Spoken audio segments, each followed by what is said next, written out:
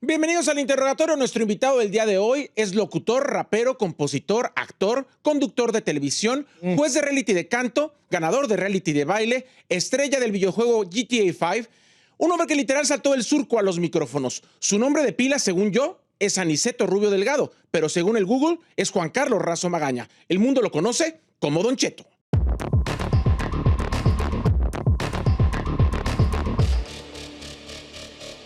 ¿Cómo está, Don Cheto? Oh, no, pues bien. Hasta que se nos hizo Manuelito. No, pues sí, ya no puedo escaparme. Yo ya vi que me sacaste todos los trapos al sol. Yo, el secreto mejor guardado, ya valió madre aquí, ya. Estoy hiperventilando. Y mire, para la gente que ve esta entrevista, sí vamos a saltar un poco de la realidad a la fantasía, sí. Porque yo no soy una persona, y lo he dicho muchas veces, que a mí no me gusta sacar del closet a la gente, y no me refiero a su sexualidad, sino que obviamente yo sé que es un personaje muy querido, sí. Y no queremos romperle la fantasía a la mayoría de la gente. No, pero hay cosas que ya están ahí y que pues yo entiendo que hay un cariño y un respeto para contigo, y quiero que me trates como una persona que conoces, pero... No, y además, obviamente, yo hice el intro como hago con todos los invitados al programa. Digo su nombre de pila y después digo cómo lo conoce el mundo. Que eso fue exactamente como iniciamos todos los interrogatorios. Pues ya que. ¿Dónde nació Don Cheto? Bueno, Don Cheto nace en ese sentido, pues yo sí digo que en la Sauceda, Michoacán, ¿no? En la Sauceda, Michoacán, un pueblo muy bonito que está entre Zamora e Ixtlán de los Herbores. Y Don Cheto nace en la Sauceda, Michoacán. Obviamente, para quitarle la situación de si estamos hablando de ficción o fantasía, ya nada más voy a decir usted. Para que usted ya me... Y yo ya te digo, tú verás. ¿En qué familia nace? Pues nazco en una familia con mi padre, mi madre y hermanas. La niñez de Don Cheto fue completamente en el rancho, en la Sauceda. Sí. ¿Cómo era la niñez? La niñez mía fue, pues ahora ya al paso de los años, pues ya me voy dando cuenta que tuve una niñez muy bonita, llena de amor, llena de cariño, y que las carencias que teníamos eran carencias de cosas básicas, pero nunca de cariño y de amor. Creo que estoy seguro que me crié en un seno familiar de mucha armonía, como la tengo todavía hasta ahorita con mi familia. Y eso... pues muy saludable en ese sentido, de la familia muy saludable. Y mi infancia ya como niño, pues fue de bañarnos en los ríos, de ir a los campos y de todas esas cosas que hacía uno, de andar toreando avispas y abejas y cositas así, con mis amigos de toda la vida, que todavía son los que quedan grandes amigos míos que extraño y que quiero. Y así fue mi infancia hasta que vine a Estados Unidos, una infancia llena de aventuras, porque siempre fui un niño muy curioso, siempre fui muy imaginativo, hasta la locura. O sea, mi abuela decía que yo estaba loco. Le decía a mi padre, ¿es que está loco? ¿Por qué? Porque yo asistía hablando solo en mi casa. Teníamos un corral que en su tiempo, cuando mi abuelo vivía, era un corral de vacas de la familia. Y después ya, cuando ya muere mi abuelo, pues le reparte a sus hijos a partes iguales, creo que 8 metros por 12 a todos, ¿no? O sea, mi casa en México son 8 metros de frente y 12 de largo. Es muy chica. Okay. Y yo me acuerdo que yo chiquillo, pues, siempre hablaba solo y mi abuela decía, ¿está loco? Le decía, papá, es que está loco, mira cómo anda allá en el corral. Y yo siempre traía una espada acá en la espalda. ¿Pero con quién hablaba? Hablaba con la imaginación. Yo era soldado y era espadachín y le robaba los cuchillos a mi abuela para hacer lanzacuchillos, porque una vez llegó un circo al rancho y había un güey que lanzaba cuchillos y yo le robaba los cuchillos a mi abuela y se los encajaba a unos nopales que teníamos, a un vástago, y mi abuela me decía, mira nomás, ¿cómo me tienes de picoteo los vástagos y los nopales? Y me daba unas regañadonas y me quitaba los cuchillos. Entonces yo siempre estaba haciendo armas, pistolas. Soy muy bueno para hacer pistolas de higuerilla o de madera. Hacía cuchillos había en las casas de antes había lo que era el cielo, que le llamaban cielo, que era como una especie de lona, tela que había en el cielo. Mi casa de mi abuela era casa de 2 cuartos gigantes de adobe Una pared así gruesa. Gruesa.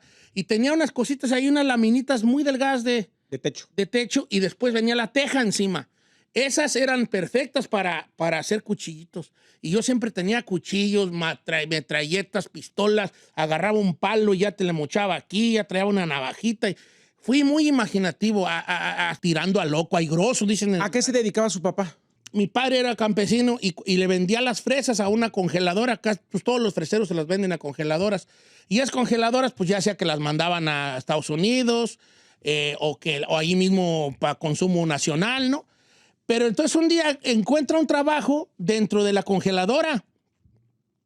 Pero entre otros trabajos que tuvo mi jefe también fue de agente de ventas. Andaba por toda la República vendiendo palitos de cosas para hacer nieve, palitos de paletas, bolsitas para los bolis.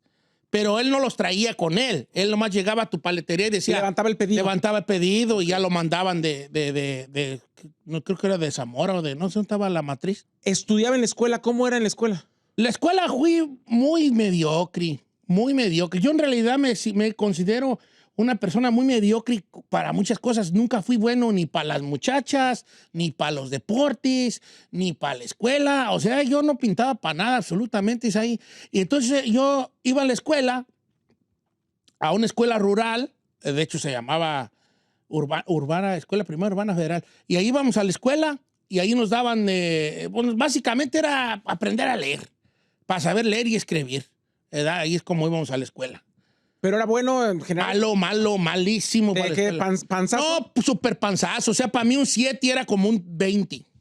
Ok. O sea, para mí sacar un 7 era un 20, güey. ¿Y se dedicaba también a la fresa? ¿Ayudaba? Yo también fui campesino mucho tiempo. A mí mi jefe, no, pues chico, a los 7 años yo andaba cortando fresa.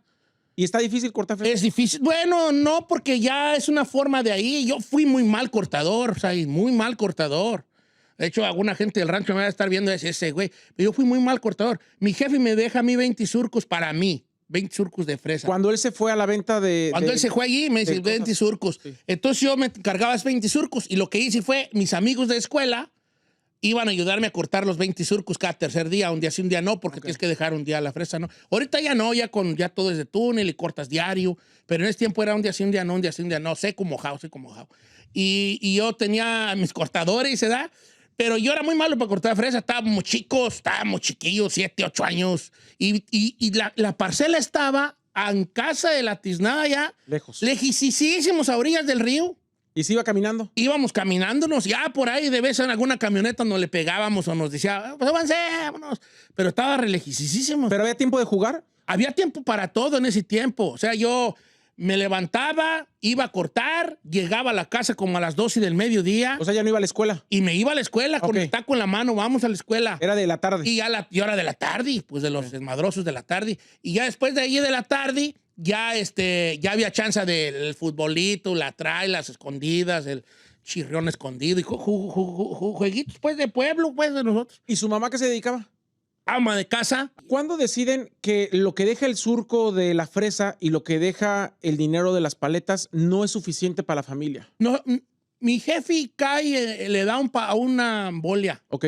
Una embolia. Y entonces nosotros, pues estaba sin trabajar, ¿no?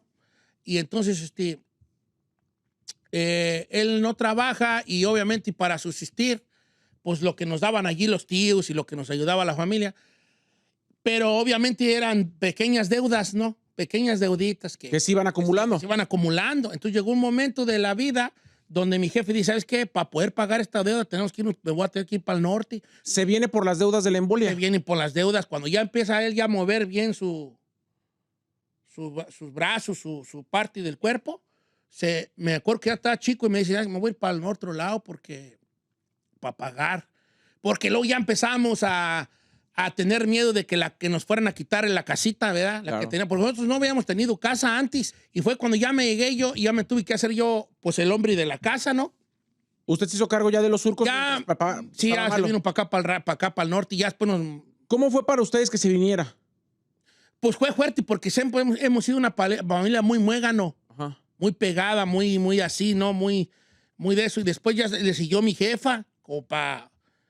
Algo pasó allí. Creo que la historia va más o menos como que cuando quisieron intentaron a mi jefa como decirle que si no pagamos en cierto tiempo, nos podían embargar. Fue cuando mi jefa se viene. Y los deja solos. Nos deja solos a mí en carnala, y luego se trae una carnala, y luego ya me trae a mí y a mi otra carnala. ¿A qué edad llegaste aquí? Yo llego aquí como a los 16, 15. No, 15.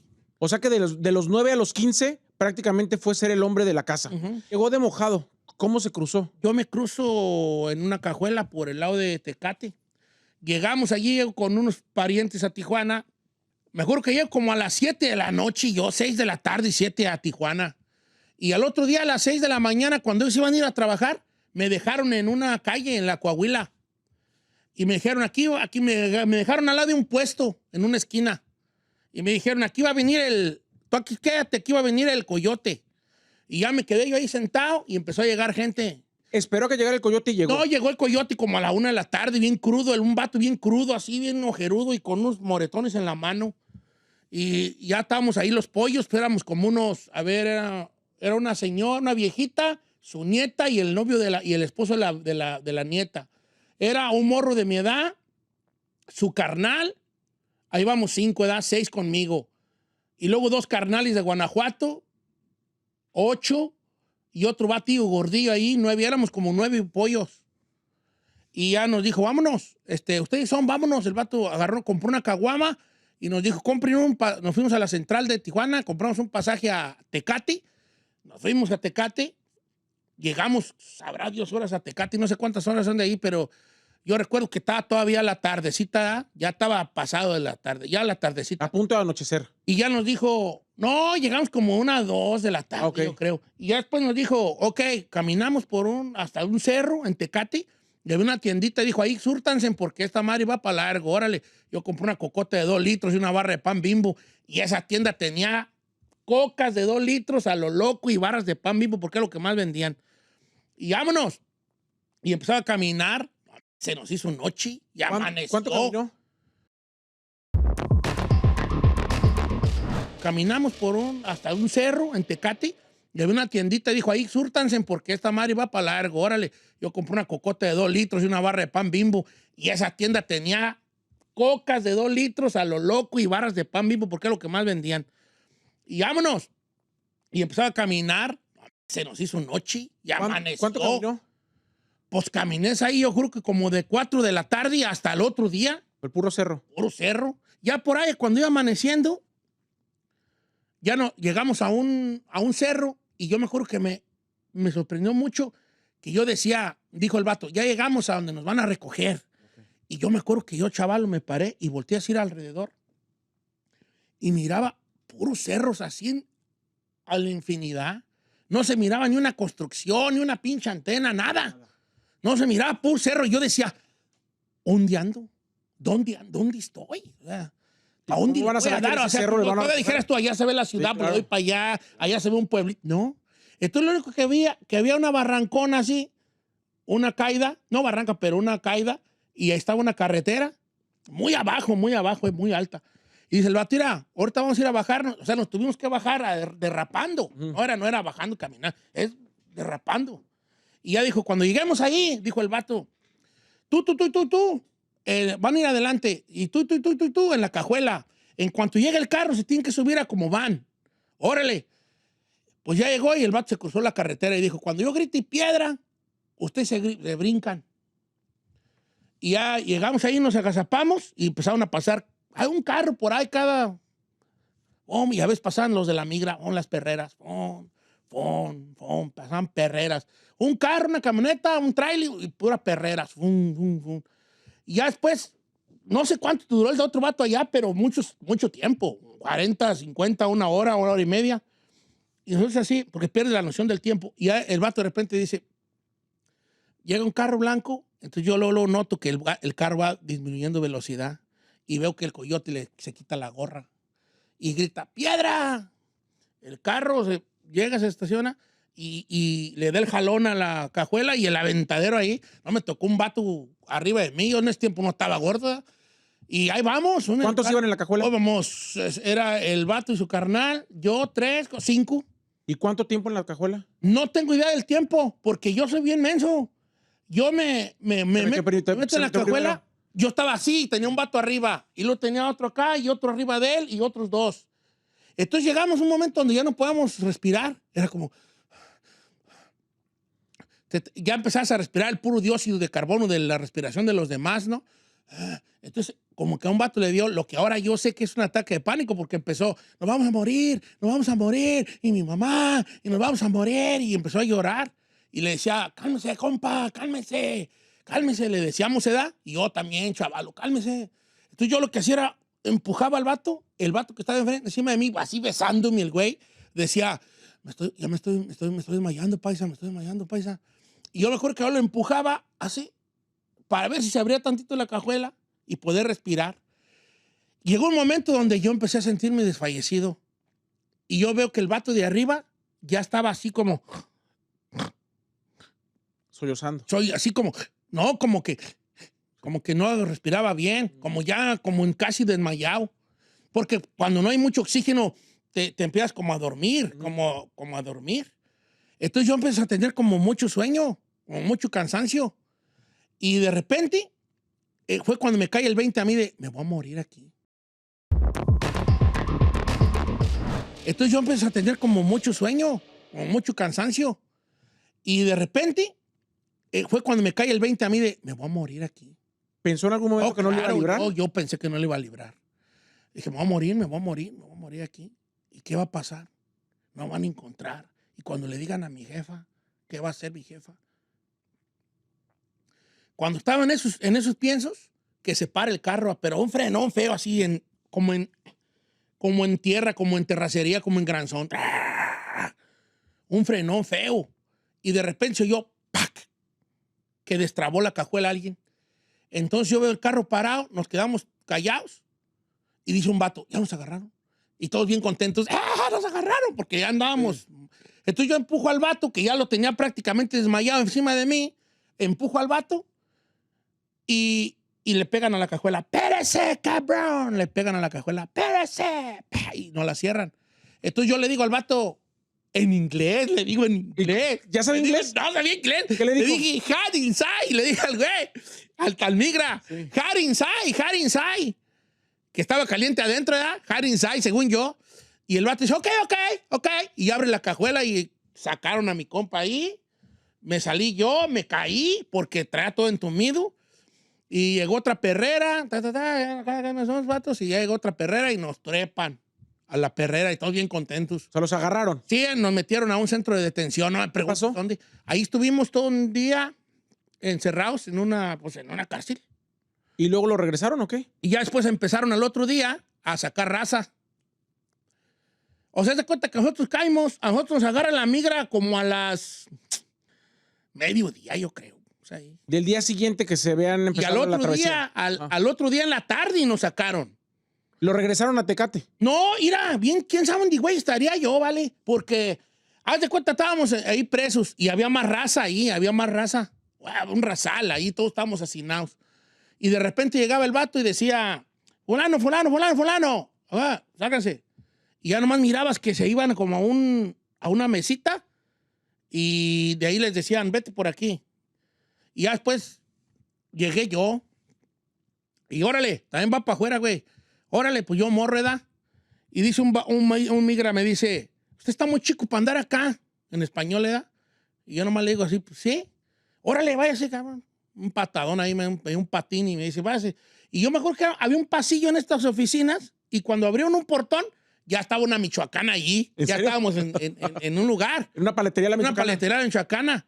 Entonces, yo no sé si era Tecate, no te puedo decir, pero yo creo que sí, porque agarramos un camión que decía Tijuana. Entonces yo me acuerdo que voy en el camión y lo recuerdo perfectamente, como a las 7 de la noche, 7:30, 8 de la noche, ya pardeando. Miro una plaza y yo digo, ayer que me traían, pasé por esta plaza y le hago la parada al camión. Me bajo, entonces me pongo así a mirar para todos lados y digo, ok, ¿dónde viven mis familiares? Entonces yo recuerdo que había una cosa muy curiosa donde ellos vivían. Había un Cebetis y un Conalep. Juntos. Y preguntó.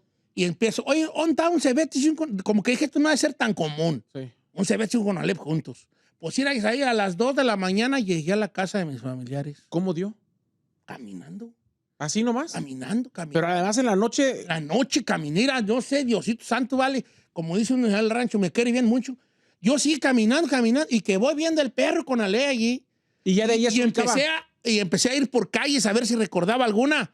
Y empecé a darle un rondín, como a la 1 de la mañana, toda la colonia, hasta que vi la camionetita de mi familiar. Y dice ahí.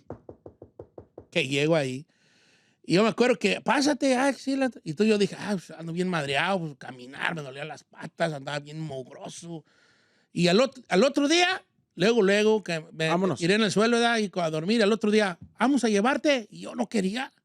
Pues, otra vez, si acabo de llegar. Y otra vez la misma, ese igualito, llegamos, mismo puesto, misma esquina, llegó otro coyote. La misma coca, el mismo pan Bimbo. Todo igualitito, vale. Nomás que ya traía el número de teléfono, un papelito. Y otra vez, misma travesía con las mismas gentes. ¿Cómo crees? Exactamente. Y otra vez la cajuela con el mismo... Y otra vez la cajuela. Entonces yo decía, ¿cuánto? Le dije a un vato, oye, paisa, ¿usted ha venido para el norte? Sí, un vato de Jalisco. ¿Y cómo es? ¿Dónde cree que andemos? Si no, ahora estamos para San Diego. Pero sí se hace un ratito, como 1 hora y media. Dijo él, quién sabe si sabría el vato. Entonces yo dije, 1 hora y media. Voy a cantar rolas hasta que... Si canto 10 rolas, va a ser como 3 minutos por rola.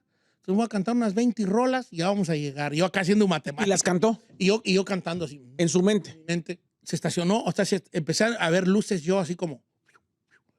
Y dice un vato, ya andamos en la ciudad. Esos son los semáforos, los postes de luz.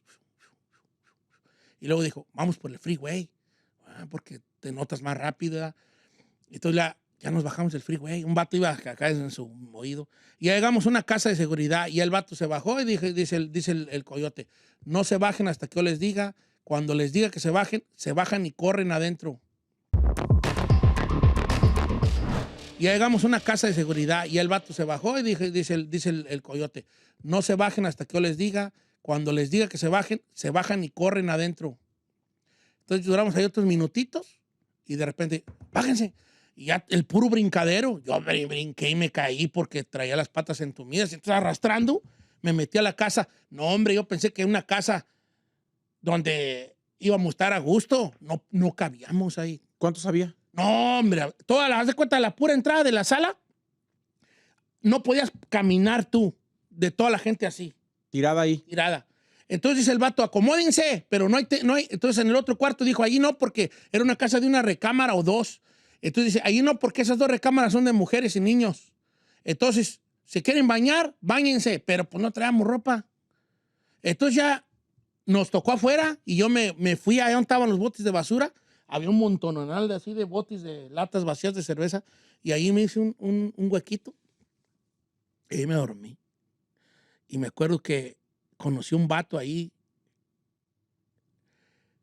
que me da mucho sentimiento contarte esto porque yo me quedaba dormido en el suelo, ahí en los botes de basura, y de repente sentía unas cucarachotas así, ¿no? Por toda la cara. Unas cucarachonas, yo se espantaba. Me la espantaba porque estaba en cucarachento, un pinche barrio feo, ¿verdad? Entonces en un momento de la noche, yo dormido así acurrucado ahí entre los botes de basura, empecé a sentir así en mi cara. Y abrí los ojos y era un vato que estaba al lado mío quitándome las cucarachas. Las cucarachas. Si se me subía una. Me decía, duérmete, morro. Y se pareció un chico a mi papá. Al otro día, resulta que ese vato había caído ahí con otro coyote, pero se iba a ir en nuestro mismo grupo. Y ya, entonces cada grupo llegan y a ver quién vino con fulano, no recuerdo cómo decían el vato, azul o algo, tenían como unas clavecillas los polleros. ¿Quién vino con azul? No, que este. ¿Quién vino con rojo? Que este. Y ya un vato dijo, ¿quién vino con azul? No, este. Y yo también me voy a ir con él, porque creo que conocí al coyote, ese vato, el que me espantaba las cucarachas. Y ahí vamos en una van, también otra vez acostados en una van. Pues no tenía asientos atrás, estábamos todos así. Pero ese vato iba con el coyote y platicaba con él. Y llegamos a un lugar que ahora ya sé que era Anaheim. Y ya empezaron a bajarse y todo, y ahí se bajó el vato, le di las gracias y me compró un Gatorade, sabía re bueno los Gatorade, yo nunca lo había probado. Y me compró un Gatorade y le dije gracias y todo. Y ya nomás quedamos yo y el coyote. Y me dijo, ¿sabes qué, morro? No te voy a poder llevar a tu casa porque no sé dónde vives. ¿Dónde vive tu tía? Que en el monte, que en el monte. No, es que yo no conozco. Te voy a llevar a otra casa de seguridad que tenemos en el sur centro. Y yo no sabía ni qué era el sur centro. Me dijo, allá en Los Ángeles. Entonces yo me acuerdo que por donde vivía mi tía se llamaba El Monte. Y ellos mencionaban mucho que vivían atrás de un hotel Ramada. Ok. Y ahí venimos por el freeway, que ahora ya sé cuál freeway era el 60, y veníamos de Pomona, de por allá, 57 y luego 60 o algo así. Y yo venía así bien agüitado porque dije, otra vez otra casa de seguridad. Ay, pues. Y que voy viendo Sur El Monte, Next Exit, y que voy viendo el Ramada. Y le dije, ¿sabes qué? Akira, mi tía vive en la Santanita. Es esta calle y ahí está el hotel. Seguro. Pum, salió. Nos estacionamos en una gasolinita que está ahí todavía. Le hablé a mi tía y llegó en una baica por mí. Y vámonos. ¿Sí vivía ahí a la vuelta? Sí, vivía ahí de volada, como a 3 cuadras. ¿Qué sintió de haber pasado? ¿De que ya la había librado? Ya la había librado y no, pues lo que traía era hambre y ganas de bañarme porque a mí me acuerdo que cuando me eché el agua me sabía bien salada de la güey, de tanta mugre. Me da bien salada. ¿Esa anécdota que cuenta siempre de que por primera vez abrió la regadera es real? Sí, es real. ¿Pasó ahí? Yo llego allí y entonces yo me meto al baño y yo veo un baño bonito, pues yo me bañaba jicarazo en unos tambos que teníamos, era así con agua fría. A veces tenías que calentar agua y mediarla en una tinita ahí, ¿no? Y acá era como que yo le abrí nomás así y salió el chorro bien caliente y yo dije, pues ni modo, así aquí se baña la gente con agua hirviendo, yo nunca me he bañado con agua caliente así. Ya me meto al chorro y así bien calientísima la güey, pero aguanté vara, ¿verdad? Y ya después le dije, está bien caliente y el agua, pues ¿por qué no la medías aquí, mira? Y ya me enseñó cómo yo, me voló la cabeza saber que aquí la gente podía bañarse con agua caliente y que había una regadera y que, me explico, o sea, que el baño le bajaba si se iba. ¿Y qué fue lo primero que comió después de bañarse? Comida casera, pero recuerdo la primera vez que comí In-N-Out. ¿Cuándo fue? Imagínate, yo no comí esas cosas y de repente me compro una hamburguesa del In-N-Out. Como a la semana, como el fin de semana, porque llegué como... Siguiente. Sí, llegué como un jueves, croqui. Un jueves. Hijo, no me, qué cosa tan maravillosa era. Por eso engordé, yo creo. Porque le agarré, pues, el sabor. ¿En qué momento volvió a reunirse con su papá y con su mamá? Ya aquí estaban ellos ya. ¿Y vivían ahí Ya con vivíamos su tía? ahí en un garage. En un garage. En un garachito vivíamos todos. En un garage, pero no crees que en un garage remodelado. En un garage. ¿Qué trabajos hizo antes de llegar a la radio?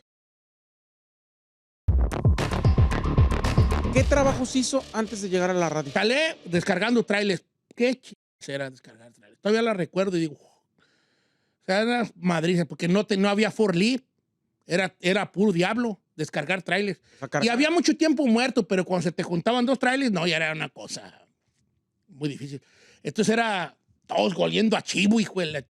Y descargar trailers en los calorones, entrar, salir, descargar trailers. Le hice la construcción, pero luego hubo chance de meterme a otra compañía donde duré muchos años, se llamaba La Tatún, ahí en Long Beach.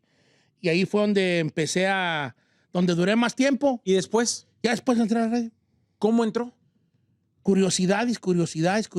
Siempre me daba mucha curiosidad. Empecé a ser yo era muy fanático de escuchar radio, como te dije hace rato. Y escuchaba mucha estación de radio y un día en la radio había en ese tiempo había muchos locutores muy buenos. ¿Quiénes ¿no? estaban? Bueno, estaba de recién llegaba, pues que todavía me tocó escuchar al Gordo Cadelago, a Humberto Luna, que luego decían, hombre, Humberto Luna es el locutor y tiene estrella en Hollywood. Que el maestrazo Humberto Luna tiene estrella en Hollywood. Y ya después, cuando ya empecé a jalar yo la Tatún, ya el que rifaba era Renan, el Cucuy de la mañana. Era así como una locura. Luego llegó a la X, Pepe Garza, Tomás Rubio, llegaron ahí. En algún momento, cuando escuchaba a Pepe Garza, al Morro, a Tomás Rubio, al mismo Cucuy, a Martín Fabián, ¿usted creyó en algún momento que usted quería estar detrás de un micrófono o solo sabía que le gustaba eso? Yo sabía que me gustaba eso, pero no me sentía capaz. Una vez le pregunté a un amigo mío, le dije, oye, ¿tú que tú fuiste locutor tú? ¿Cómo no hay escuelas de locución? Me dijo, sí, hay una, pues ve, hay un tal lugar y ahí voy yo. pero cobraban. Cobraban. ¿Y qué pasó? Pues no podía pagar yo una escuela de locución. Y no se quedó. Entonces pasaron un tiempo y volví a ver a esta persona y me dijo, ¿sí fuiste a la escuela de locución? Y dice, ¿y qué pasó? Pues cobraban. Y ya nomás cerró y me dijo, ¿sí te gusta? Sí, sí me gusta. Yo tengo un compadre que está en la radio. En la radio, qué buena de Los Ángeles, se llama Ezequiel González, el Cheque González. Corre, y ahí voy un sábado, ahí lo estoy esperando. Entonces llego yo allí y como era sábado no abrían la estación. O sea, estaba cerrada, ¿me explico? Sí. No había carro. Las puertas, todo está Las cerrado. puertas. Entonces yo me pongo afuera y llega un señor y me dice, ¿a qué se le ofrece algo? Así una vocesota, ¿verdad? Y me dice, era don Alfredo Rodríguez, creo que era. Locutor. Locutorazo. Y le dije, no, es que vengo aquí a la qué buena con el Cheque. Me dijo, oh, pues todavía no llega, pero pásate. ¿Quién te recomienda? Eduardo León. Oh, pásate. Cuando ya tiré yo así, charoleé, pues ya me dejó pasar, ¿verdad? Y entonces yo me asomo y había una locutora y me hace así. Quítese la... Entonces yo me asusto y me dice, vente aquí a mi cabina. Vente aquí, espéralo. Como que ya después me di cuenta que esa locutora específica era como que muy específica. No le gustaba que él tuviera ahí la... Sí, sí. También yo la... Estaba así en la... Así como viendo el mono adentro. Viendo el mono y más así. Y ya me dijo, vente. Y ya después me di cuenta que a ella no le gustaba eso. Y entonces era era la estación y había una ventanilla de cristal gigante y podías ver al otro locutor de al lado. Ok. Entonces me dice, vente aquí. Entonces se sienta y me dice, está una canción ranchera porque era la ranchera. Y me dice, tú, ¿cuál es tu tirada? Me dice el señor. Bueno, pues quiero ser locutor. Le dije, pues me gusta la radio. No le quise ser locutor. Le dije, me gusta la radio. Okay. Espera. No hables, me dice el vato. Y yo así viéndolo. Y de repente veo que pone sus manos aquí. Se acerca al micrófono. Y dice, voy al aire. Y prende el micrófono. Se pone al aire. Y le hace así. La ranchera 930 con la mejor música ranchera. Y empieza a decir, y un saludo para usted, señora que está cocinando ahorita en este sábado bonito de Los Ángeles, a los amigos trabajadores. Empieza a mandar saludos. Y yo quedo así embelesado y digo, yo quiero hacer esto. Ahí fue donde llegó su... Ahí fue donde yo tuve la epifanía de decir, yo quiero hacer esto. Y ya después me dijo, ¿qué quieres ser tú? No, pues yo quisiera hacer lo que usted hace. Me dice, ¿qué es un locutor? Me pregunta el locutor. Pues un locutor, no sé. Me dice, un locutor es una persona que tiene que tener la capacidad para hablar de cualquier tema en cualquier momento. Tienen que saber un poco de todo. Y cuando me está diciendo eso, llega el otro locutor y me dice, ya llegó el cheque. Oh, muchas gracias, oiga. Y me dice, ten en cuenta esto que te digo, mucha suerte. Me brinco a la otra cabina, ya lo saluda, me presento y todo. Entonces empiezo a ir a la estación cada sábado. ¿Qué hacía? Ir a ver. No más. Me ponían en un rincón y ir a ver. Ya después me dejaban, en ese tiempo los comerciales eran cartuchos, la música eran CDs, y pues te daban el log de hora y sacaba los cartuchos y sacaba los CDs, ¿no? Y me dice, ¿no quieres venir diario? Le dije, es que yo tengo otro jale. No la voy a armar. Y ya le dije a mi familia que me están invitando a ir diario. Y ya me dijo la familia, pues si te gusta esa Mari, corre. A ver cómo me la rifo yo. Dijo mi jefe. ¿Qué fue lo primero que aprendió? Después de cambiar los CDs y los... aprendí a hacer el board up, aprender a operar. Después de saber operar, pues ya se te abren más puertas en la estación, ya te estás cubriendo turnos de operador. ¿Quién fue la persona que le dejó por primera vez abrir un micrófono? Pepe Garza. ¿Cómo fue? Me dijo, no, hay una oportunidad yo a Pepe no lo conocía. O sea, Pepe Garza era el director de programación, pero no era una persona que yo veía. Ok. Y una vez, la primera vez que yo lo vi en persona, él ni se acuerda y ni sabe esto, pero yo lo recuerdo haber entrado a la cabina con una camisa floreada un sábado, porque nada más iba los sábados, entonces no lo veía, y entró con una camisa floreada, le dijo al locutor que pusiera no sé qué canción, por favor, que cómo estaba todo, y yo nomás así como, oigo, es que es Pepe Garza, es Pepe Garza. Y ya se fue, y después cuando empecé yo a ir diariamente y yo a la estación, ahí ya tuve un poco más contacto con él, y yo me acuerdo que nuestro contacto primero fue que si no le ayudaba a cargar un tiliche a su casa, como que me vio muy ponchado y dijo, ¿no me ayudas a ¿Cargar un tiliche? Oh, sí. Y yo fui a su cantón y bajamos un mueble y no sé de qué, una casa muy bonita que tenía antes. Digo, la verdad está más bonita. No, está más bonita. Pero bajé un mueble y así fue que empezamos a platicar. Entonces, en ese trayecto de la estación a su casa, platicamos de música y ya me empezó a preguntar. Y resulta que yo conocía a los artistas que a él le gustaban, que a él como persona le gustaban. Y empezamos a hablar de música y de grupos y de esto y del otro. Y me dijo, ¿sabes? ¿No es un música? Dije, sí, más o menos. Y ya me empezó a saludar, porque me miraba a diario, ¿verdad? Ya me empezó a saludar, me empezó a saludar. Y un día me dijo, no, que necesitamos un cobertor ahí para la madrugada, los domingos. O sea, el sábado a las 12 de la noche, que ya era domingo, sí, entraba yo. A hablar. ¿Nomás a decir la hora? Nada más. Tenía que decir la hora 3 veces por hora. O sea, nomás tenía que abrir el micrófono y decir, son las 12:05. Aquí, suénala, qué buena. Y ya. Sí. ¿Cuánto tiempo pasó de eso? Pasó como unos un mes, yo creo, 2 meses. ¿Y luego? Pues yo de ahí salía y yo salía en la mañana del domingo, a las 6 de la mañana, y me iba a vender discos a Pico Rivera Sport Arena, que ese era donde yo agarraba una feriecilla. Ok. Yo tenía discos, entonces ahí había eventos y los artistas de ese día, yo andaba por todo el Pico Rivera vendiendo los discos del artista que estaba presentándose. ¿Y ese ya era negocio suyo? No, a mí me daban una cora por cada disco vendido. Ok. ¿Qué pasó después de esos 2 meses de que ya está en la noche? Empiezo a hacer, las promociones. Ok. Entonces andar en las calles. Yo entraba hasta las 3 al aire, pero yo estaba aquí desde temprano. ¿Cuándo le empezaron a pagar? Como a los 2 años, como al año y medio. Pero todavía seguía en el equipo de promoción. Cuando llega La Peligrosa y yo le empiezo a operar, ya me dan un sueldo de operador, que eran $250 a la quincena. ¿Cómo fue operarle a La Peligrosa? Muy bien, ¿Sí? Una buena experiencia, porque ella venía pues totalmente desconocida de cómo se vivía en Los Ángeles, entonces se apoyaba mucho en mí para ella pues preguntarme cosas de cómo era la vida en Estados Unidos. Vaya, venía de Colima, de Guadalajara, y entonces se apoyaba un poco en mí. Y ya fue cuando me pagaron mi sueldo de operador, y me empezó a dejar hablar un poco más. ¿Qué decía ahí? Saludos. Nada más. Sí, o saludos, Las llamadas de teléfono. Porque en ese tiempo era yo estar así con el teléfono. Bueno, ¿quién habla? Fulano, sí, bueno, sí, ándale, ahorita van. ¿Tienes saludos? Sí, bueno, tengo saludos para Juan, María, Juan, era la que nos escuchan allá, y así decía yo. Y ya era mi sueldo de operador, no me andaba yo bien rico, 250 bolas a la quincena, compa. Ahí sí había dinero. Ahí llegaba con comida china en la casa, vámonos. ¿Y en qué momento ya viene más su trabajo como locutor? ¿Cuándo empieza ya el sueño? Cuando Pepe Garza hace una cosa que hace la lucha de las estrellas. ¿Se va la peli o entra Pepe con peli? No, la peli se va porque se dedica a la artisteada. Sí, a cantar. Se dedica a cantar. ¿Pepe entra al Morning Show? No, contratamos, hoy nomás, contrataron a otra locutora que venía de Superestrella, que era Mariana. Y luego no se armó con ella, y luego pues no había quien más, y le salimos al toro con Pepe Garza, un programononón que teníamos con Pepe Garza, yo y él. ¿Ya usted él, sí, ya platicábamos más, sí. Pero lo digo en buen plan, y yo sé que si él lo ve se va a reír, porque él mismo decía, ¿cuál pinche show?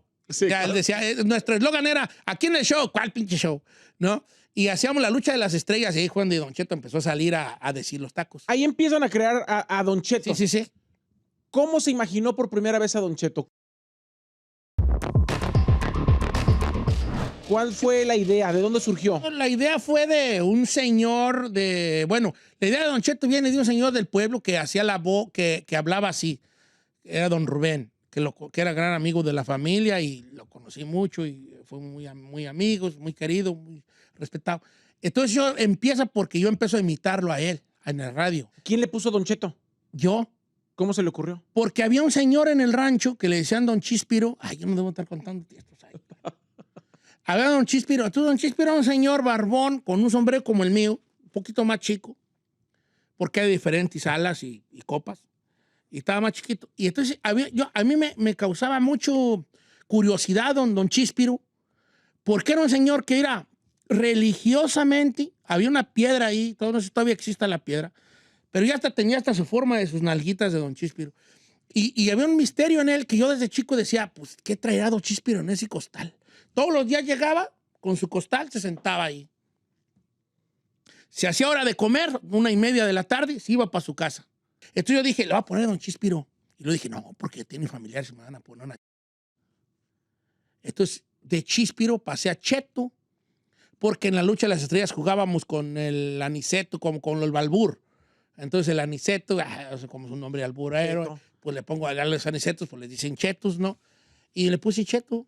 Y así, pues por cortito. Entonces, una mezcla entre la voz de don Rubén, la imagen de don Chíspiro, se crea don Cheto y empieza a ser un exitazo en este juego de las estrellas.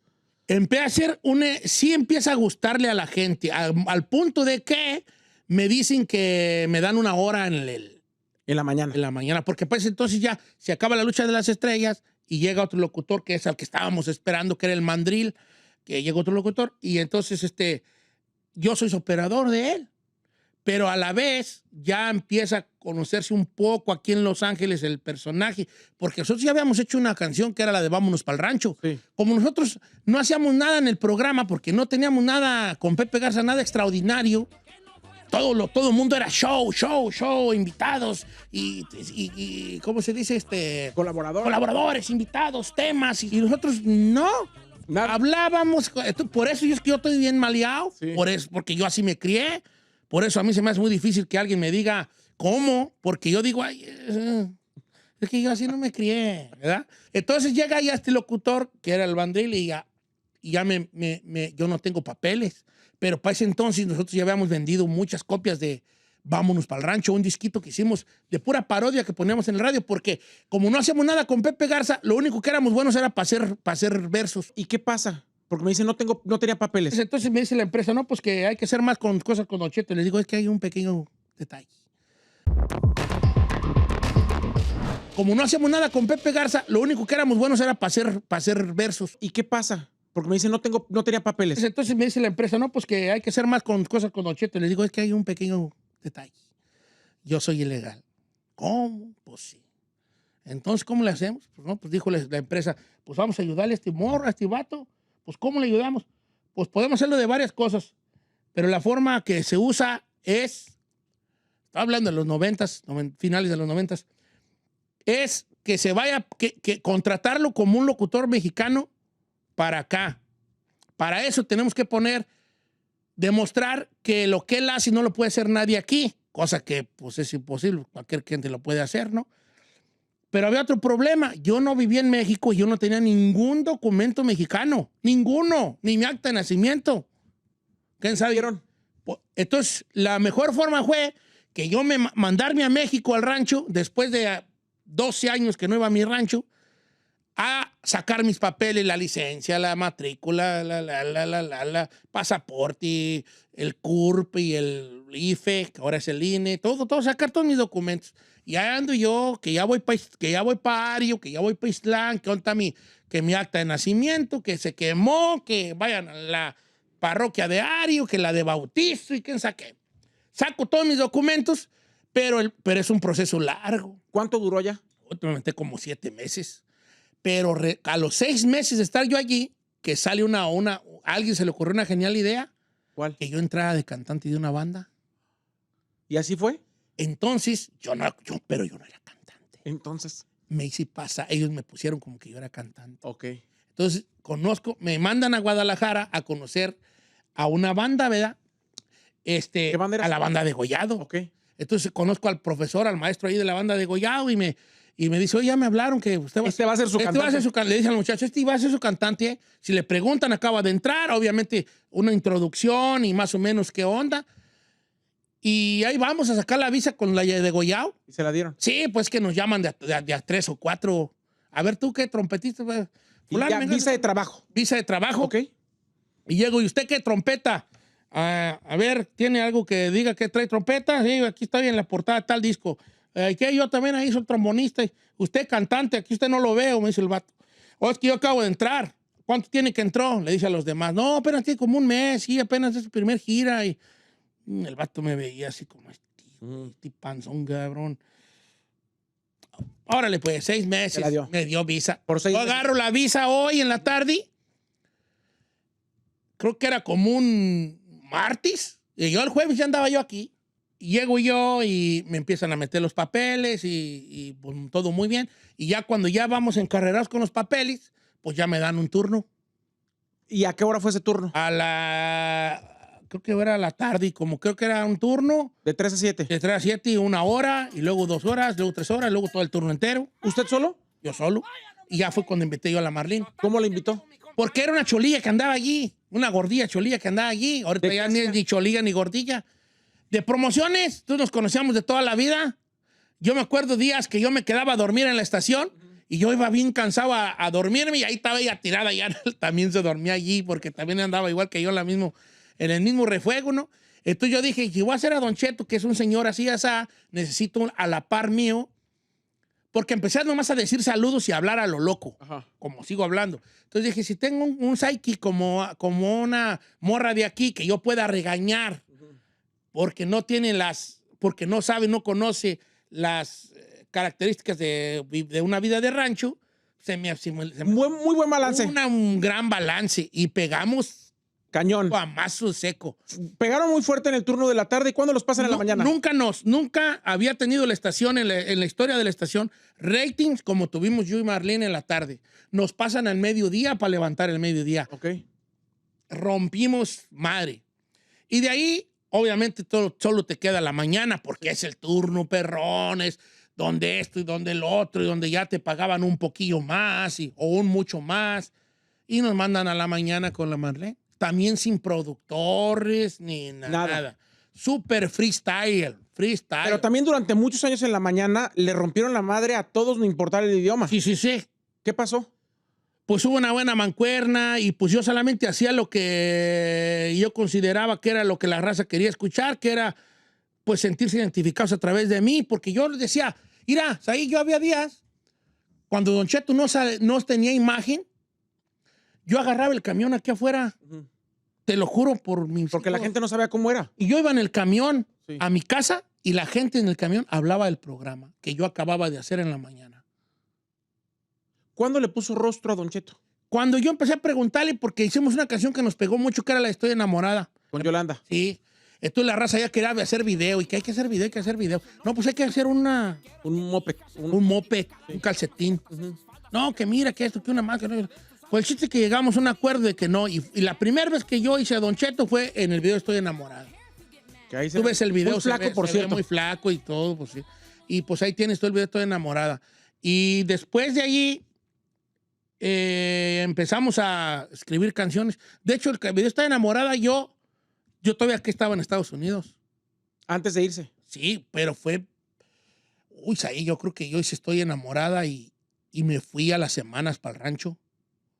Porque a mí me pasó una cosa tan bonita, tan hermosa, tan curiosa y tan increíble, que yo en el rancho llego, saludo a mi familia, a mis amigos, estoy muy contento, todos mis conocidos, qué bueno, llego al rancho, respiro bonito, cuando todavía se podía ir a Michoacán de una manera muy saludable, ahorita ya está un poco más difícil o mucho más difícil, dependiendo. Y llega un día, después de como un mes que yo estaba allí, en unos bailables de 10 de mayo por ahí, estoy viendo los bailables ahí en la canchita de básquetbol y empiezan a bailar la Estoy Enamorada a unos niños. Y la gente de la Sauceda no sabía que era yo. ¿Qué sintió? Dije, ¿qué cosa tan rara? Entonces yo me quedé callado. Nadie sabía pues que era yo. Que Don Cheto era de ahí del rancho. Voy a Zamora. Mira, increíble. Es que si te lo cuento no me la creas. Y los que no me la creen, estoy de acuerdo, no me la crean porque es muy increíble. Todos los puestos del mercado, estoy enamorada. Y yo caminando, mira, por ahí. Y todos los puestos, estoy enamorada. Y la gente compraba el disco y cómo está. Porque para ese entonces la canción salió con Yolanda Pérez, porque pues yo no estaba aquí. Claro. Es más, el disco de Yolanda Pérez, donde sale Estoy Enamorada, ya había salido a la venta sin esa canción. Entonces lo que hizo Fonovisa es, cuando sale la rola y Don Cheto no está, los de Fonovisa dicen, pues hay que sacarle el disco de Yolanda, pero pues acaba de sacar el disco esta mujer. Recojan todos esos discos. Hacemos una reedición. Y hacemos una reedición. Okay. Digo, tampoco, y con mucho respeto lo digo, no era como que Yolanda vendiera miles de discos, a lo mejor era un tiraje de 5,000 discos o 3,000, o incluso puede ser que hasta menos, ¿no? Retiran esos y sacan una que decía, incluye Estoy Enamorada con Don Cheto, porque la canción ya había reventado en la estación aquí en La Qué Buena. ¿Y el video ya lo había hecho antes? Yo lo había hecho semanas antes de irme para el rancho. Y ahí donde la gente empezó a conocer a Don Cheto. Ahí fue cuando empezó a conocer a Don Cheto. Regresa se vuelve a un boom el turno, pero también esa canción lo llevó a Don Francisco. Fui a Don Francisco presenta, me dio de comer, esa canción. Me gané un premio, nos ganamos un premio con Pepe Garza porque la rola es de los dos.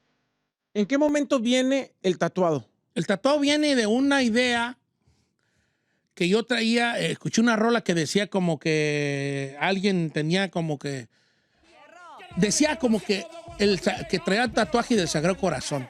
Yo dije, como andaba buscando como una canción que fuera una versión masculina de Estoy enamorada, pues se me hacía, dije, ¿y si hago una versión como que mi hijo anda bien tatuado? Y empecé a escribirla. Me acuerdo que estaba solo en la casa, me salí de bañar y me empecé a decir, después de 5 años lo teníamos de regreso, 20 minutos ya tenía la canción escrita. Fue un chispazo porque mientras me estaba bañando la pensé. Y era diferente a la que está ahorita. La canción original decía que mi hijo se fue, mi hijo se acostó y no amaneció, lo estuvimos esperando, pero no volvió. La pobre de su madre está bañada en llanto y a mí también me duele nomás que pues me aguanto. Lo andamos buscando, pongan atención porque de él voy a dar una descripción. Trae la camisa blanca, el pantalón aguao, pelón de la cabeza blanco, trae el calzado, camina jorobao, no es gordo ni delgado y lo más distintivo es que anda todo bien tatuado. En la parte de la nuca una L y una A y abajo del pescuezo el nombre de su mamá. Y ya en el estudio dijo Pepe, hay que hacerla mejor como que el vato llega a México, ok. Y ahí en el mismo estudio le hicimos el otro pedacito. La modificación. Que decía de que después de 5 años lo teníamos de regreso. Mi hijo el mayor que en el norte estuvo preso. ¿Está usted empezando a cumplir su sueño en general? Porque Don Cheto se vuelve un exitazo como cantante, como rapero, con Estoy enamorada, con el tatuado, número 1 en Los Ángeles, que es el mercado, yo creo que, si no el más difícil, el segundo más difícil de todo Estados Unidos para los locutores. No hay competencia para Don Cheto y lo empiezan a poner en donde sea. Muñequito, donde te pongo, y salen todos los programas, en todos lados. ¿Cuándo empieza a ser ese sueño abrumante? Empieza a ser, yo ni siquiera me di cuenta cuándo, hasta que caí al hospital. Yo me di cuenta que Don Cheto estaba matando a la otra persona porque caigo al hospital. A mí, el patrón, no es que yo ya superé todas estas cosas, pero me empezó a poner en todos lados porque él tenía también un canal emergente que era Estrella TV. Claro. Y pues la estrella de la radio Angelina era Don Cheto, pues obviamente iba a explotar su producto. Y ya tenía una imagen. Tenía una imagen, pues empezó a ponerme hasta en la sopa de todo lo que hacía Estrella TV. Y entonces me dio hicieron un programita, y yo tengo un problema, trabajado incluso en terapia, que es el miedo al conflicto. Y por ser una persona que le tiene miedo al conflicto, pues no me he dejado que me abusen. He dicho que sí, vaya. No quiero decir que me dejé que me abusaran. Fue mi decisión. Yo dejé que se abusara de mí y no poner un alto, no puse límites, no sabía poner límites, era un muchacho muy joven. Y me hacen un programa que era Don Cheto. Y entonces yo hacía el programa de la radio y a las 3 de la tarde empezamos a grabar el show de Don Cheto de la tele, programa local. Que a veces acababa a la hora que pasaba el radio. Acabábamos a las 4 de la mañana. ¿sabes? Nuestro récord fue acabar a las 4 de la mañana. Y yo entraba a las 5 a la radio. Y yo estaba joven, yo estaba corrioso, yo estaba lechudo, dicen en el rancho. Me valía madre. Pero un día me desmayé. Aquí en este pasillo que tú ves, ahí caí. Joven yo, al hospital. ¿Qué pasó? Y yo estaba joven, yo estaba corrioso, yo estaba lechudo, dicen en el rancho. Me valía madre. Pero un día me desmayé. Aquí en este pasillo que tú ves, ahí caí. Joven yo, al hospital. ¿Qué pasó? Pues, ¿qué pasó? Que me hacen un electrocardiograma y me dice el vato, pues, cabrón, ¿tú qué? Es el doctor, que me acuerdo perfectamente, eran como las 2 de la mañana. ¿Cómo te desmayaste? ¿Cómo fue? Es que me empecé a sentir así como que no podía respirar y me empezó a doler el pecho y yo pensé que me iba a morir. Recuerdo que cuando me iban al hospital, yo le decía a la persona que me llevaba, dile a mi esposa que la amo, dile a mi hijo que lo amo. Que yo ya sentía que me estaba muriendo, ¿no? Yo sentía un dolor, una presión, me brincaba, me perreaba el ojo, la mano entumida, no podía pasar saliva. Y llego al doctor, me da una pastillita y me empiezo a sentir mejor. Me empiezo a sentir mejor. ¿Qué era?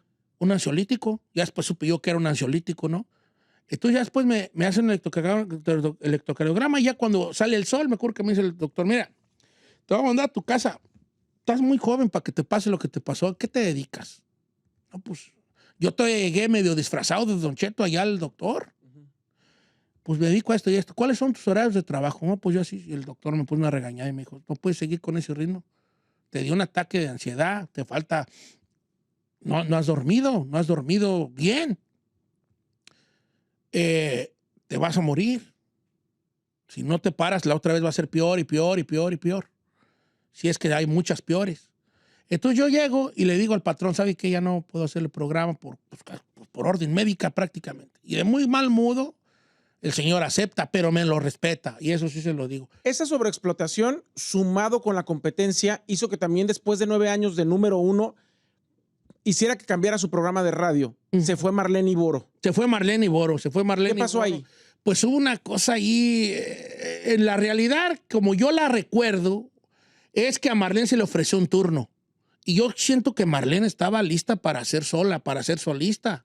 Y creo que ella no iba a querer ser segundera toda la vida. Entonces yo conozco a Marlene muy bien, demasiado bien, como ella me conoce a mí, demasiado bien. Y yo me acuerdo que me dijo, ¿tú qué opinas? Le dije, mira, lo que yo te diga va a ser en contradictorio, porque si yo te digo, Betty, tú eres capaz de decir, no me quieres. Y si te digo, quédate, eres capaz de decirme, no me dejas volar. Entonces, dame la oportunidad como amigos de que tu decisión sea la tuya. Porque porque eres mujer, yo soy un vato casado, yo ya sé un poco del pensamiento femenino sin ofender. Si tú le dices que se vaya, ya no quieres que esté. Y si le dices que se quede, no me dejas volar.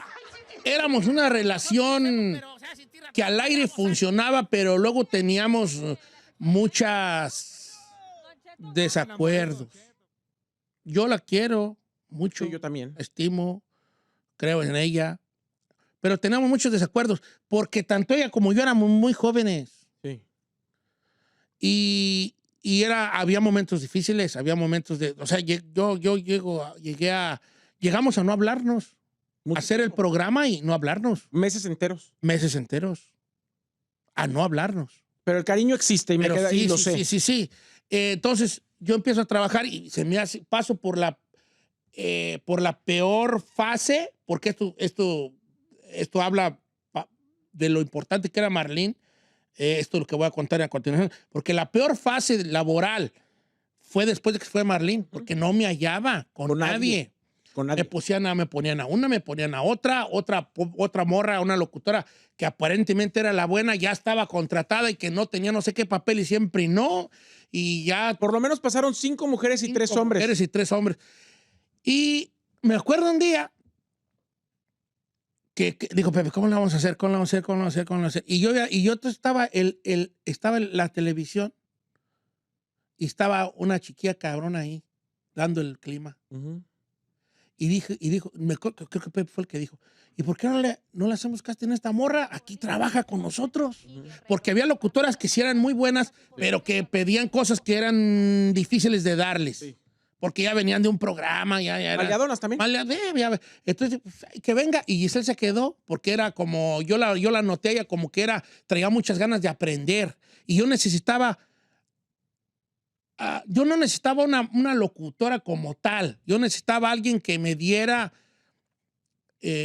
chance de ponerle pase para que metiera gol o que ella me diera pase para meter gol. Y hay otra cosa que no sabe la gente, pero durante años la función de Giselle era mucho más importante fuera del aire que dentro del aire. Nunca lo había pensado de esa manera, pero probablemente sí. Y además, otra cosa que yo descubrí, porque obviamente dentro del proceso de trabajo con usted, me di cuenta lo gran director que es. Porque literal, y lo hemos platicado también, a Chino sí lo rescatamos como los gatos que están a punto de gastarse en el agua, porque Mague un día nos dijo, ya se trajo a su familia, ya lo corrieron de todos lados, denle chance que sea de operador. Y entró operador. Entró de operador y en unas vacaciones de Juan Alberto, usted le dio chance de hablar y así se armó el equipo.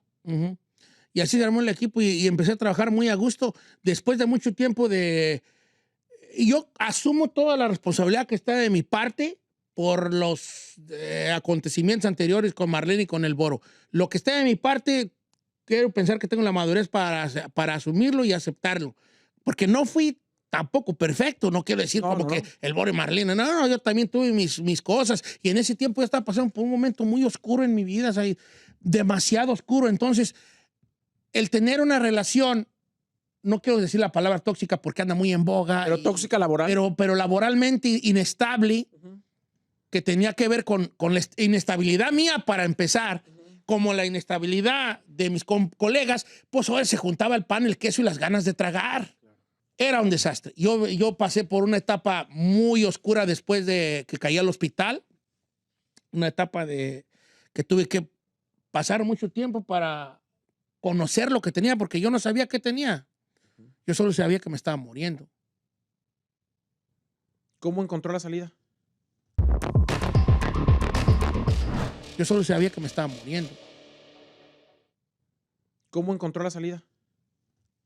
Primero entendiendo que tenía un estrés postraumático, que no sabía qué era eso, así como mucha gente, que tenía miedos, pánicos, que me causaban ansiedades y ataques de pánico. Y llegó un momento en mi vida que yo tenía ataques de pánico todos los días, muchas veces al día. Como le dicen en inglés, fully blown, totalmente explotados. No creas que tenía ansiedad y ay, me siento como... No, ataques de pánico de hospital. O sea, yo no puedo contarte las veces que me he hecho un electrocardiograma. Llegué en un tiempo en mi vida que yo me hacía 3 electrocardiogramas por semana, porque solamente el electrocardiograma me tranquilizaba. Porque le decían que no tenía nada. nada. Porque el electrocardiograma me decía, no trae nada. Entonces yo lo que hice, como me daba tanta pena ir al mismo doctor, que era un doctor amigo mío, me hice amigo de 3 doctores. Para ir con 3. Para ir con uno aquí, otro acá y otro acá. Sí, o sea, era así de ridículo. O sea, ¿cómo se superó eso? Entendí que era la ansiedad para empezar. Entendí que era la ansiedad y entendí cuál era la raíz de mi ansiedad. Pues, toda la gente que tenga ansiedad. ¿De dónde viene la raíz? La raíz mía era muy sencilla y a la vez muy compleja. Tenía miedo de morirme. Ok, ¿por qué tenía miedo de morirme? Porque presencié la muerte de un ser querido a muy temprana edad y vi el dolor que le causaba a la gente de alrededor la muerte de una persona.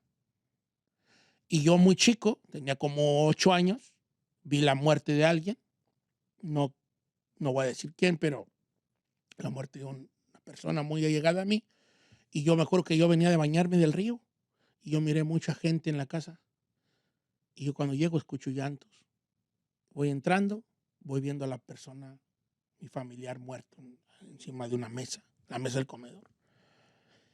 Y me empiezan a zumbar los oídos, como en las películas. Y empiezo a voltear alrededor, veo que nadie me pone atención, pero todo el mundo está llorando. Todo el mundo está arrancándose los pelos del dolor. Y algo hay en mí que se queda grabado que dice, nunca te mueras antes que tus padres. Porque este dolor se los vas a causar a tus papás. Y eso se queda tan dentro de mí que por un tiempo tuve mucha ansiedad yo de niño, como de los 8 años a los 12. Fue un niño muy ansioso que dejó de disfrutar muchas cosas, que bañarse en el río, que aventarse a lo loco, que ir a las presas, que ir a que te corretearan los dueños de las parcelas. Ya todo me empecé a dar miedo, pegándome en las camionetas. Sí lo hacía porque había una presión ahí de los morros. Vamos a pegarle a las camionetas que pasan, órale, vamos a robar los elotes. Ya no quería tanto porque había un peligro de morir. Yo decía, si me muero, mi jefa va a sufrir, ¿no? Y esa madre queda enterrada a mí cuando ya empiezo a ser un poco más grandecito, que ya empieza uno que las novias y que el baile. De adolescente se borró. De adolescente se borra y me pega después de tener ese ataque de pánico que me manda al hospital, renace en mí, sale así de entre la ultratumba, es ese miedo que tenía ancestral de no morirme. Entonces, como pasé por una situación que me hizo pensar en que me podía morir, despierta en mí el miedo que tenía de mucho tiempo a morirme. Y decía, si me muero, ¿qué va a pasar?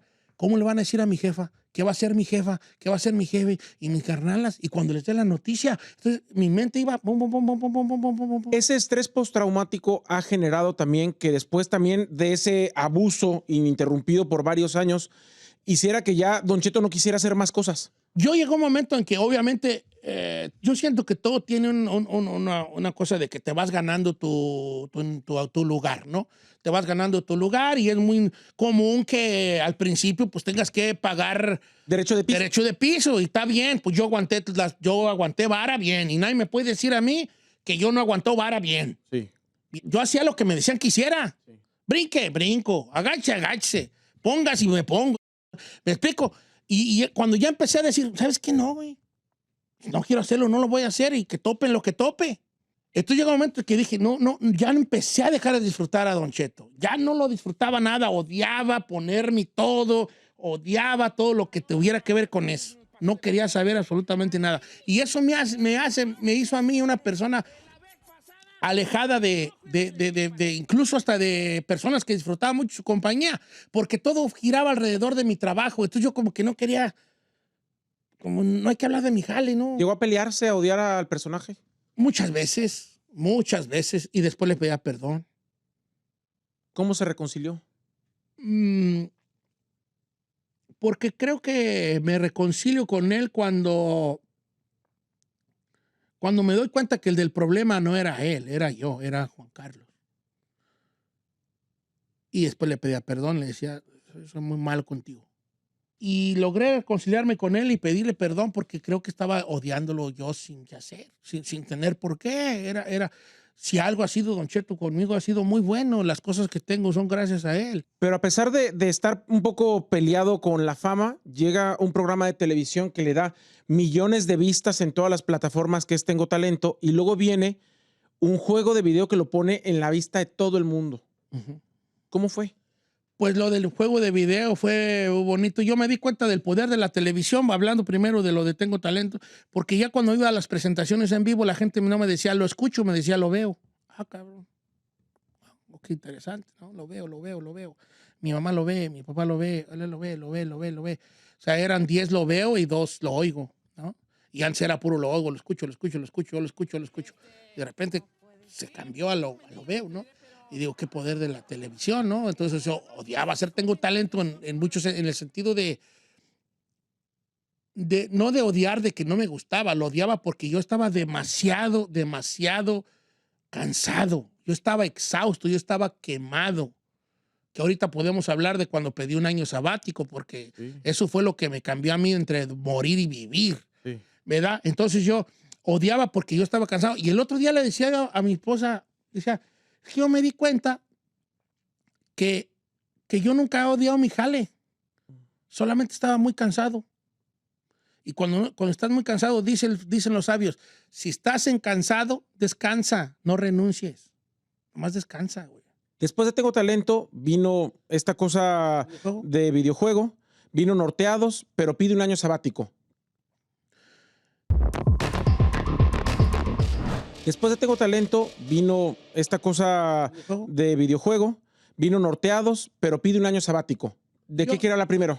Viene el videojuego, me catapulta a otros lugares donde el otro día, antier, me conecté a TikTok y hablé con muchas personas, pero de las 8 que hablé, era un niño español, una muchacha de Colombia, un niño de Paraguay y un niño de Argentina. Entre 8 y 16 años los 4.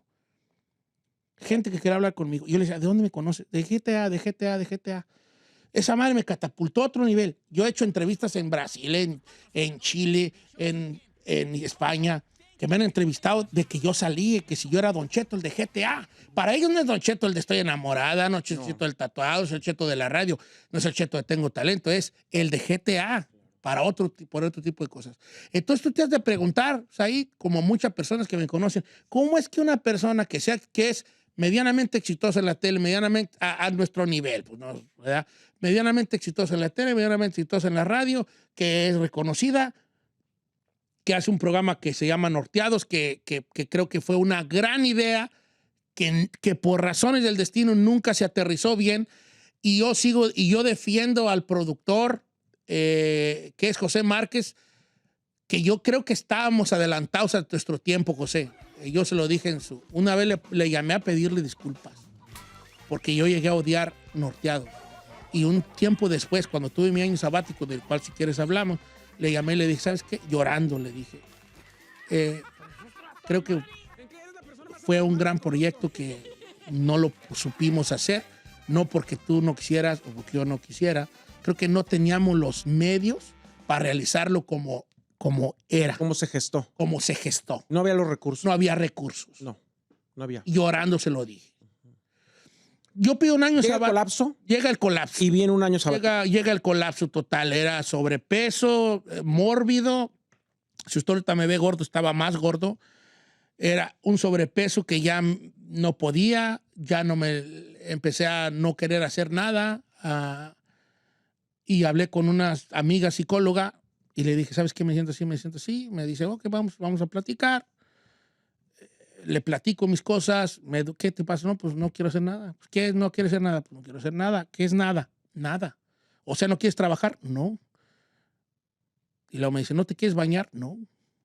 ¿No te quieres lavar los dientes? No. Me dijo, tienes una depresión de caballo, tío. Y me manda con un psicólogo, amigo de ella, que no tiene... Él ya tiene sus clientes en México y me hace un favor a mí. Y pues soy diagnosticado con una depresión crónica fuerte. Nunca tuve pensamientos oscuros. La verdad, si los tuviera, los diría porque creo que sería a lo mejor edificante para algunas personas. Pero creo que muy a tiempo fui, ¿cómo se dice?, diagnosticado con esta depresión. Porque pues o sea, yo había días que no me bañaba.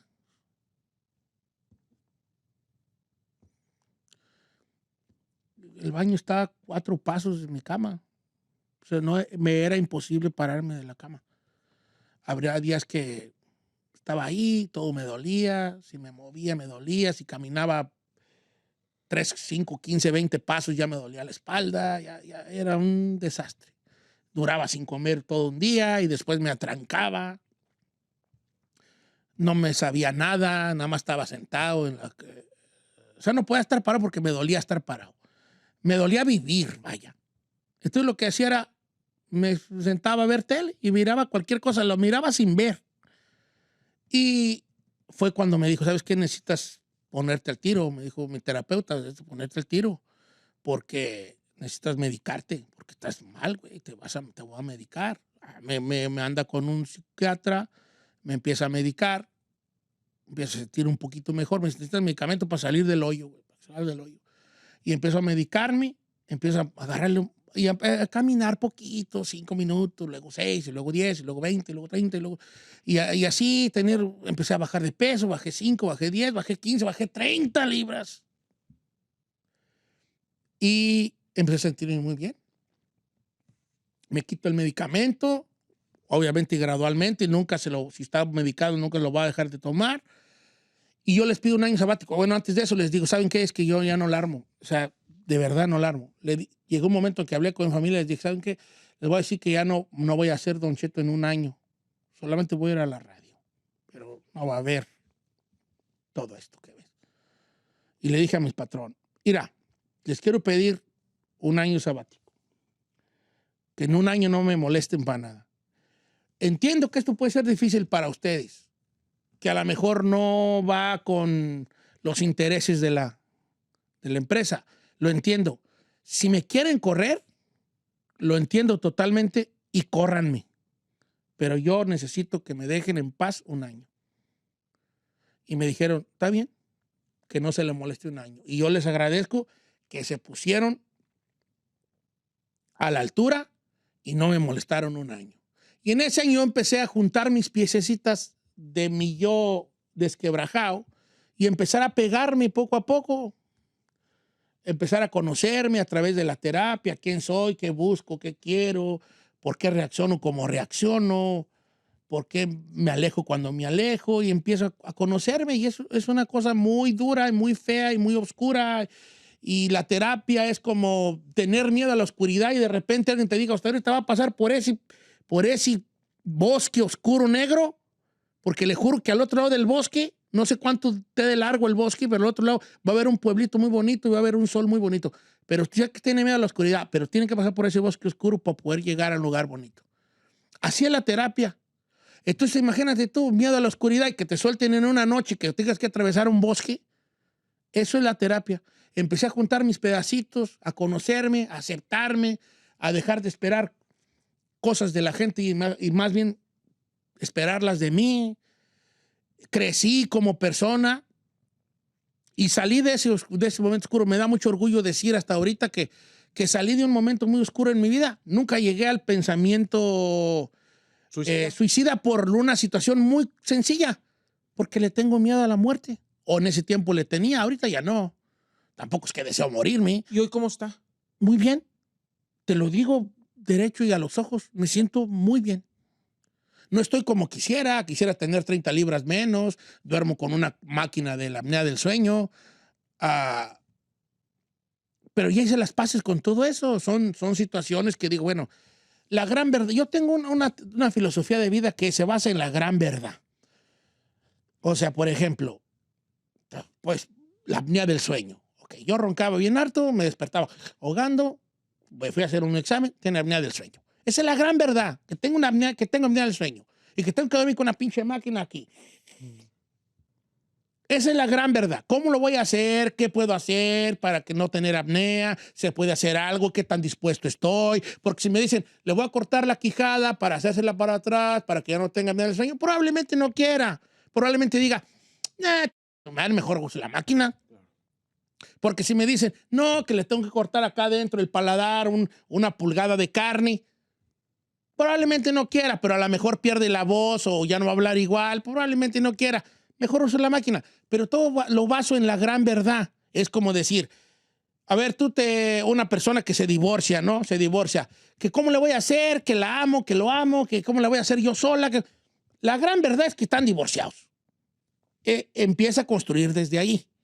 Entonces yo acepté mi gran verdad. ¿Sabes que soy un vato que por alguna razón tiene miedos y tiene una depresión que es por varias causas? Porque la depresión es cosas químicas y cosas sociales y culturales y cosas de tu alrededor que pueden influir en ser una persona depresiva.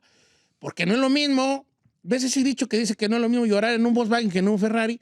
Es un poco parecido. O sea, porque tú puedes decir, pues cabrón, si tú tienes un Ferrari y de todo estás deprimido, es un poquito peor que el que tiene depresión en un Volkswagen. Te voy a decir por qué. Porque la persona que no tiene acceso a dineros o cosas por el estilo, cosas económicas, materiales, siempre cree que al tenerlas se va a acabar. Entonces hay una esperanza de que yo estoy así porque no tengo esto y esto. Porque si yo tuviera una casa bonita o un coche o un trabajo mejor, sé que no estuviera así. Entonces esa esperanza, esa pequeña esperanza del deseo te hace un poco relajarte al decir, estoy de la ch... porque me falta esto. Claro. Pero ¿cómo le dice a una persona que gana bien? ¿O cómo te explicas tú que los actores de Hollywood que ganan millones, todos estén deprimidos? Son una bola de gente depresiva. Entonces la gente se nos hace muy fácil decir, ¿pero qué te falta? Si tienes todo. Si tú tienes un amigo que está deprimido, lo último que le debe decir es, ¿qué te falta si tienes todo? Lo vas a deprimir más. Porque el vato va a decir, la mujer va a decir, tienes razón, ¿por qué soy capaz de decir, tengo todo esto? Lo vas a meter más al hoyo. ¿Qué le falta hacer a Don Cheto? ¿Está preparado para explotarlo usted? Yo estoy preparado ahorita, sí, ya con una tranquilidad, con una aceptación de que lo que sea que pase. A mí, mira, a mí ya me fue bien. A mí ya me fue mejor de lo que pensé. A mí ya me fue maravillosamente bien. Y no soy rico. De verdad que no soy rico. Para nada soy rico. Tengo un concepto del dinero un poco raro, ¿no? Creo que el dinero es un vehículo, nunca una meta. El dinero es una cosa que te puede dar para comerte un cóctel de camarón, para traer una camiseta más chida, pero yo le digo a mi morro, no, que el dinero no sea tu meta, que el dinero sea no es un vehículo. Haz cosas con pasión.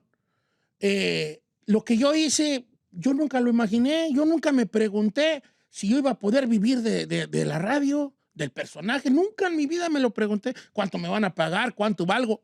Para mucha gente dirá que es una tontería y mal hecho, pero es la pasión. Y ahorita estoy en un momento de mi vida donde yo ya estoy contento con lo que tengo. Para mí la felicidad es estar tranquilo. Yo te cambio la felicidad, la tranquilidad por la felicidad cualquier día. Yo quiero estar tranquilo. Eso es mi forma de ver la felicidad. Yo sé que Juan Carlos admira y respeta a Don Cheto. ¿Don Cheto admira y respeta a Juan Carlos hoy? No, todavía le falta hacer 2, 3 cositas al cabrón. Creo que le falta a creérsela poco más, tomarse un poco más en serio, ser ecuánime, o sea, que lo que diga lo haga.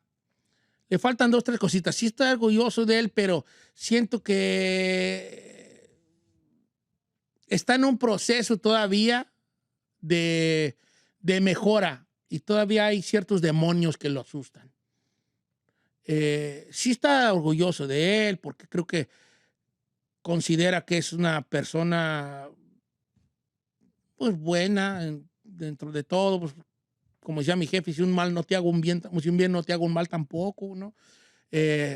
Lo considero que es una persona empática, que tiene muchas cualidades muy bonitas. Es empático, es compartido, son cualidades muy bonitas, pero le falta todavía creérsela un poco, creer en él, pues es a lo que me refiero. Que él crea más en él, que sí puede, que termine de matar o que aprenda a convivir con ciertos demonios que todavía en la noche le pueden quitar el sueño. Yo solo quiero decirle que todos los personajes o las personas que habitan en usted tienen una responsabilidad muy grande porque todos los días hacen feliz a la gente que lo ve y que lo escucha. Y yo creo que eso es con lo que debería de quedarse para alimentarse todos los días. Lo quiero mucho y agradezco infinitamente tenerlo aquí y estar a su lado desde hace 12 años casi todos los días. Muchas gracias, ahí. Pues nada, que gracias por la plática, por hacerme recordar de tantas cosas que me hacen no olvidarme de dónde soy, ¿no? Yo tengo en mi pierna derecha una cosita como estas, que la tengo desde que me vine de México. Y mis hijos me preguntan, ¿y ese qué trae? ¿Qué? Digo, esto es para nunca olvidarme de dónde vengo. Y hoy me hiciste recordar quién soy y me ayudaste a mí, ayudaste a Don Cheto a que lo vieran y lo conocieran de otra forma y ayudaste a Juan Carlos a creer más en él. Muchas gracias. Te quiero mucho. También. Este fue el orgullo de la Sauceda. Ustedes lo conocen como Don Cheto. Este fue el interrogatorio. Muchas gracias.